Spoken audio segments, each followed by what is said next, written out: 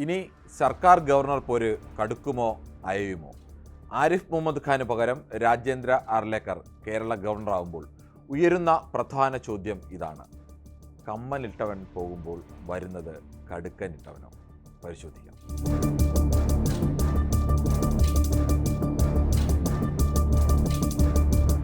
Governor സർക്കാർ പോര് പലതും നമ്മൾ കണ്ടിട്ടുണ്ട്.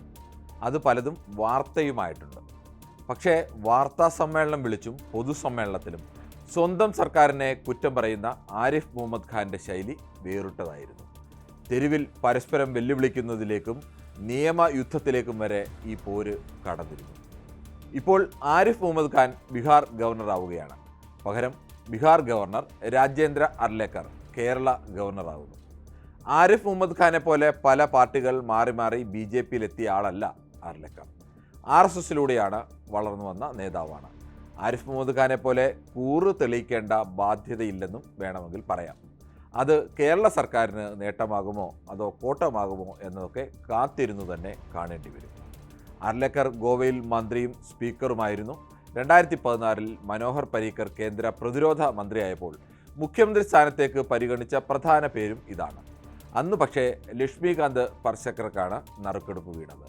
പിന്നീട് ഹിമാചൽ ഗവർണറായി, തുടർന്ന് ബീഹാർ ഗവർണറുമായി. ആരിഫ് മുഹമ്മദ് ഖാൻ്റെയും രാജേന്ദ്ര അർലേക്കറിൻ്റെയും ശൈലിയും വ്യത്യസ്തമാണ്. ആരിഫ് മുഹമ്മദ് ഖാൻ എപ്പോഴും മാധ്യമ ശ്രദ്ധ ആഗ്രഹിക്കുന്ന ഷോമാനാണ് എന്ന് വേണമെങ്കിൽ പറയാം. കൊണ്ടും കൊടുത്തും മുന്നേറുക എന്നതാണ് ആരിഫ് മുഹമ്മദ് ഖാൻ്റെ രീതി. വാക്പോരിലും സവിശേഷമായ താല്പര്യവുമുണ്ട്. അർലേക്കർ പക്ഷേ അങ്ങനെയല്ല. കുറെ കൂടി നയതന്ത്ര സ്വഭാവമുണ്ട്. സർക്കാരുമായി പോരു വേണ്ടി വന്നാൽ പരസ്യ പ്രതികരണത്തിനപ്പുറമുള്ള വഴികളാവും സ്വീകരിക്കുക. RSS താല്പര്യം തന്ത്രപൂർവ്വം നടപ്പാക്കാൻ അറിയുന്ന ആളാണ് അർലേക്കർ എന്ന് ബീഹാറിൽ അദ്ദേഹം തെളിയിക്കുകയും ചെയ്തതാണ്. വേണ്ടിടത്ത് വിവാദങ്ങൾ സൃഷ്ടിക്കാനും അദ്ദേഹത്തിന് അറിയാം. സത്യാഗ്രഹത്തിലൂടെയല്ല, ജനങ്ങൾ ആയുധമെടുത്തതുകൊണ്ടാണ് ബ്രിട്ടീഷുകാർ ഇന്ത്യ വിട്ടതെന്ന പ്രസ്താവനയാണ് ഏറ്റവും ഒടുവിൽ ഉദാഹരണമായി ചൂണ്ടിക്കാണിക്കാൻ കഴിയുന്നത്. ഇന്ത്യൻ സ്വാതന്ത്ര്യ സമരത്തിൽ രാഷ്ട്രപിതാവ് മഹാത്മാഗാന്ധിയുടെ പങ്കിനെയും സത്യാഗ്രഹ സമരത്തെയും തള്ളുന്ന ആലോചിച്ചുറപ്പിച്ച വാക്കുകൾ. ലോകമാകമാനം സത്യാഗ്രഹത്തിൻ്റെ പാത അംഗീകരിക്കുകയും ലോകത്തിൻ്റെ വിവിധ ഭാഗങ്ങളിൽ നിന്ന് ഗാന്ധിയൻ വഴിയിലേക്ക് കൂടുതൽ ആളുകൾ എത്തുകയും ഒക്കെ ചെയ്യുന്ന ഒരു ഘട്ടത്തിലാണ് ഗാന്ധിയുടെ സത്യാഗ്രഹ സമരവും ഇന്ത്യൻ സ്വാതന്ത്ര്യ സമരവുമായി കാര്യമായ ബന്ധമൊന്നുമില്ല, ആളുകൾ ആയുധം കയ്യിലെടുത്തതുകൊണ്ടാണ് ബ്രിട്ടീഷുകാർ ഇന്ത്യക്ക് സ്വാതന്ത്ര്യം നൽകിയത് എന്നൊരു വെർഷൻ അദ്ദേഹം അവതരിപ്പിക്കുന്നത്. മഹാത്മാഗാന്ധിയെയും ഡോക്ടർ BR അംബേദ്കറെയും പ്രാധാന്യം കുറച്ചു കാണിക്കാനും അവർ പ്രധാനപ്പെട്ട വ്യക്തികളല്ല ഇന്ത്യയിൽ, അല്ലെങ്കിൽ അവർ അങ്ങനെ ആരാധിക്കപ്പെടേണ്ട, അംഗീകരിക്കപ്പെടേണ്ട, മാതൃകയാക്കേണ്ട വ്യക്തികളല്ല എന്നുള്ള സംഘപരിവാർ അജണ്ടയുടെ ഭാഗമായിട്ടാണ് അർലേക്കറിൻ്റെ ഈ പ്രസ്താവന എന്നാണ് പ്രതിപക്ഷം പ്രധാനമായും ആരോപിക്കുന്നത്.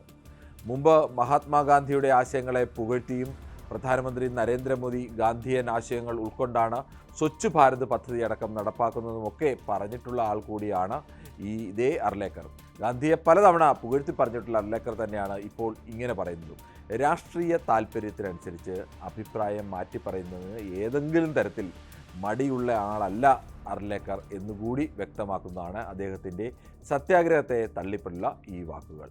മുമ്പ് സമാനമെന്ന് പറയാൻ കഴിയില്ല, മുമ്പും ഈ മട്ടിലുള്ള ചില വിവാദങ്ങളൊക്കെ അദ്ദേഹം പറഞ്ഞിട്ടുണ്ട്. കനയ്യകുമാർ BJPക്കും കേന്ദ്ര സർക്കാരിനുമെതിരെ അതിരൂക്ഷമായ വിമർശനം ഉന്നയിച്ച സമയത്തും അർലേക്കർ ഇതിനെതിരെ രംഗത്ത് വന്നിട്ടുണ്ട്. ഭരണഘടന അഭിപ്രായ സ്വാതന്ത്ര്യം നൽകുന്നുണ്ടെന്ന് കരുതി കനയ്യകുമാറിനെ എന്തും വിളിച്ചു പറയാം എന്ന് കരുതരുത് എന്നായിരുന്നു പ്രതികരണം.